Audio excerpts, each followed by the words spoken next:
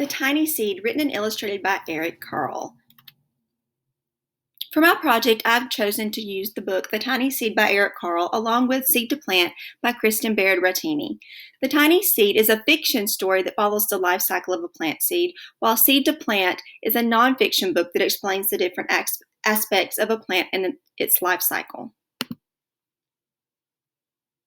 For my math activity, I decided to do a sorting and counting activity that covers the course of study, classify objects into given categories, count the number of objects in each category, and sort the categories by count.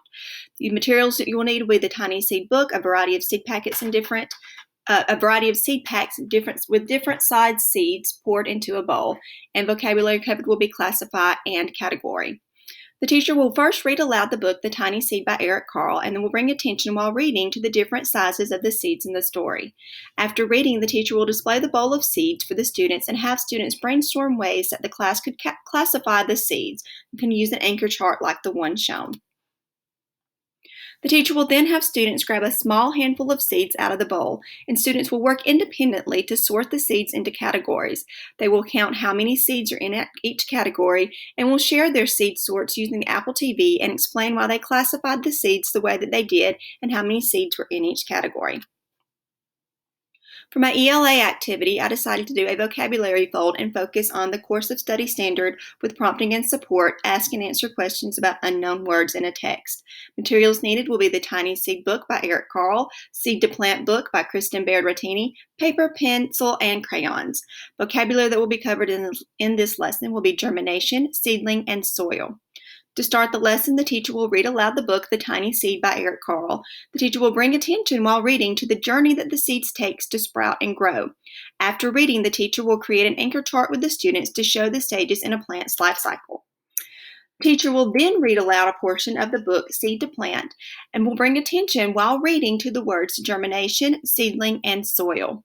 The teacher will give the meanings to the words and ask the students to match the words to the pictures on the anchor chart. The students will then create their own vocabulary fold with these vocabulary words. The fold will include each word, a picture, a definition, and a sentence for each word. The science activity that I chose to do covers the plant's needs and parts of a plant diagram. It covers the course of study standard, distinguish between living and non-living things, and verify what living things need to survive.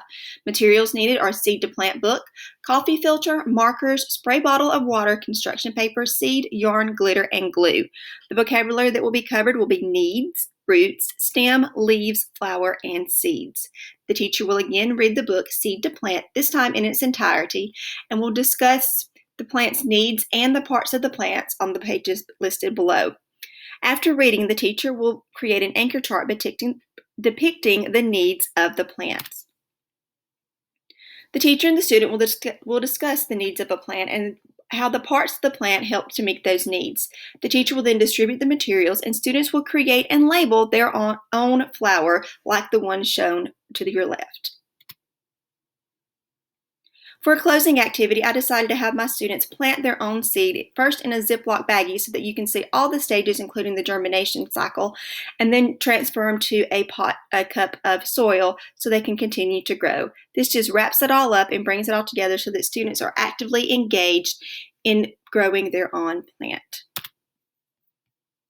Here are my references, and I hope you enjoyed my presentation.